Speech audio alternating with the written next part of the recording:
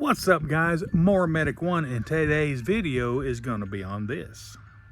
Today we have a 2018 Chevrolet Trax little crossover. Nice little car. The check engine light is on, and when I pull the codes with my scanner, it says it's got an Evap code and a mass airflow code. So what we're going to do, I'm going to get this thing cranked up, and I'm going to show you how easily I diagnosed this purge valve right here.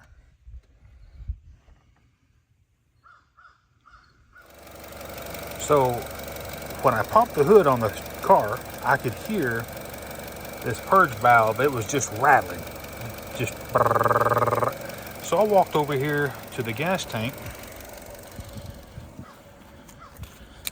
and I undid the gas cap, and you could literally hear, you can't hear it now, but you could hear it gurgling like a sink was draining, just that gurgling sound. And when I came back over here and I took my pair of pliers and I went like that, it stopped. So I know without a shadow of a doubt that we have a bad purge valve. We're going to get that replaced, and we're going to do a mass airflow sensor cleaning. I don't think the sensor's bad. It's not out of range, only an idle. I'm going to swap the air filter out as well while I'm here, but we're going to replace, or we're going to clean the mass airflow and replace that purge valve, and then we'll clear the codes and see how it turns out.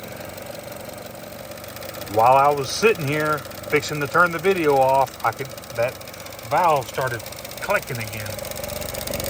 Can you hear that?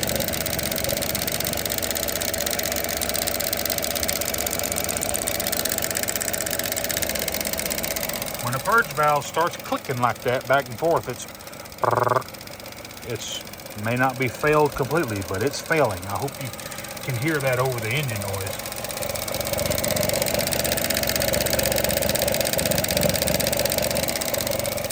And be super careful.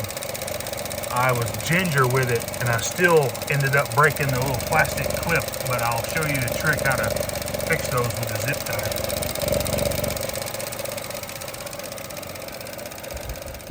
Now, to get this purge valve off of the intake manifold, you're just going to take a pair of pliers and you're going to squeeze both sides like that, and then we're going to, hopefully it'll come off without breaking the nipple off of the intake manifold. You don't want to do that at all, so be careful.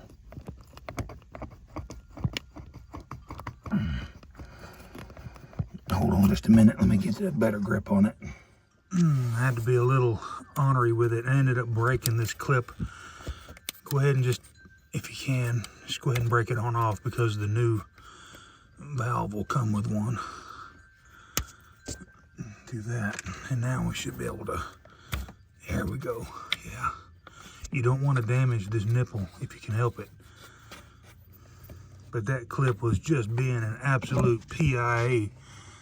So this assembly, we're going to come to here, and we've got to disconnect it here, and then disconnect the wiring. Well, in my case, the clip is not completely destroyed. It's just, all you have to do is push down on it, but if it's brittle like it is, they'll just snap off. So what you're going to have to do is take you a pair of, or a small little pocket screwdriver, and push down on each side right here, and it'll just come right off. It catches on that lip right there, but as you can tell, the clip is still usable.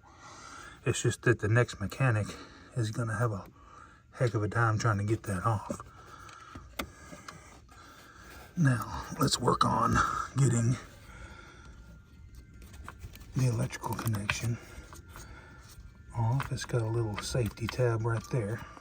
Pretty easy on this. You slide the red tab back, and then that will unlock the tab that you need to push down right here. So you slide the red back, then you're able to push down, and then that will come away from the purge valve. Now, once you have the valve off, you can actually kind of bench test this thing, and I just do what we call a suck test. We're gonna create a vacuum and put your tongue over the end, and it just bleeds off. This valve is bad. Now here is the new purge valve. Let's do the same test.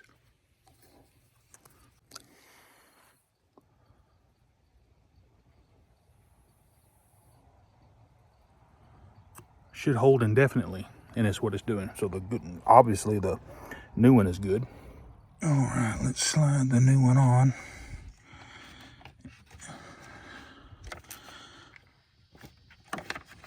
It left the old grommet, and the new one has a grommet. Yes, so slide that back on.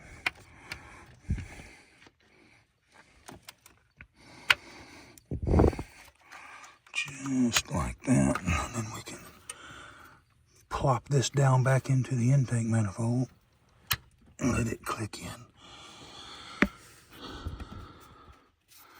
Let's plug in the wiring, and I'll just do the line that goes to the fuel tank first, and see how that clicks in. Okay, that's clicked in and it's holding, so I'm not going to worry about this. That safety pin needs to be replaced, but it's not detrimental. And then the electrical.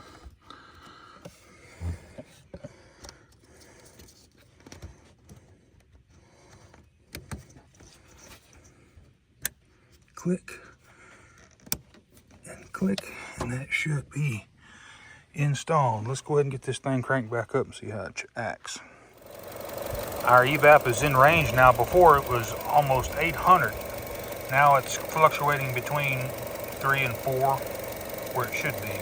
Right there, right there. Of course, the car is cold, and our mass airflow is still a little, it's right at the threshold of being okay. Before I was reading about 12 or 11 pounds per hour of airflow, but it's going to be good now. I'm going to just give it a good cleaning. I've already pulled the screws out, and I'll show you what I use to clean these mass airflow sensors. Now, when it comes to sensitive sensors like this, I like to use the mass airflow sensor cleaner.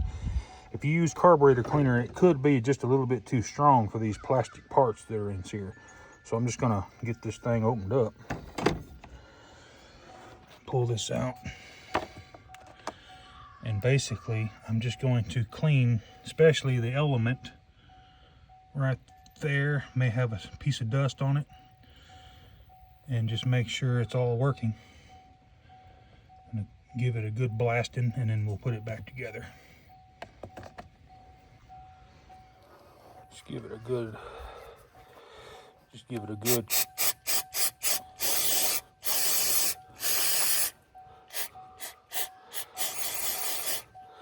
even clean down in here where the contacts are.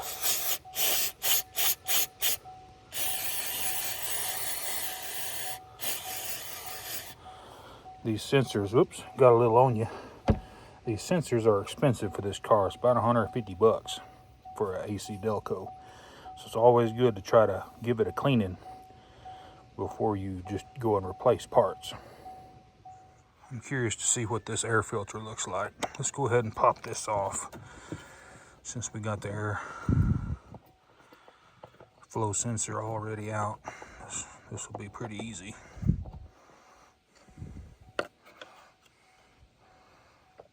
You can tell somebody's been in here, somebody's over tightened these screws.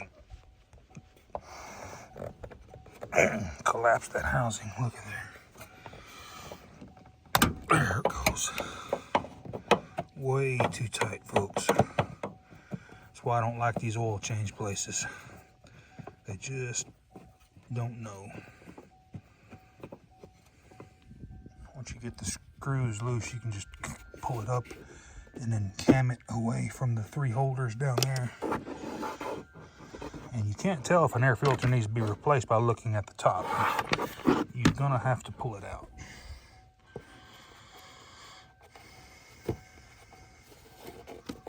Yeah, There ain't nothing wrong with that one. That air filter is GUD right there.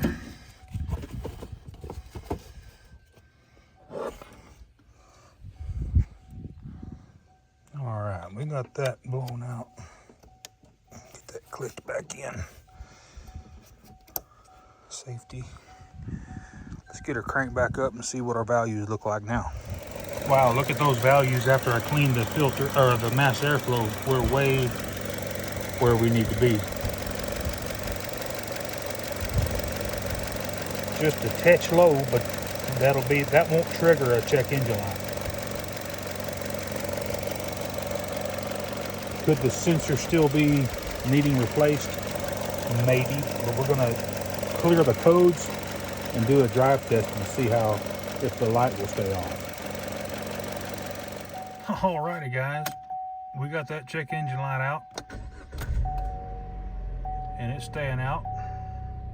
I've driven it and I have confirmed that the check engine light is going to stay off, and now we can return it to the customer. Hey, if this video helped you out, smash that subscribe button and click that bell so that you get all of my new videos. Y'all have a good rest of your week. More Medic One.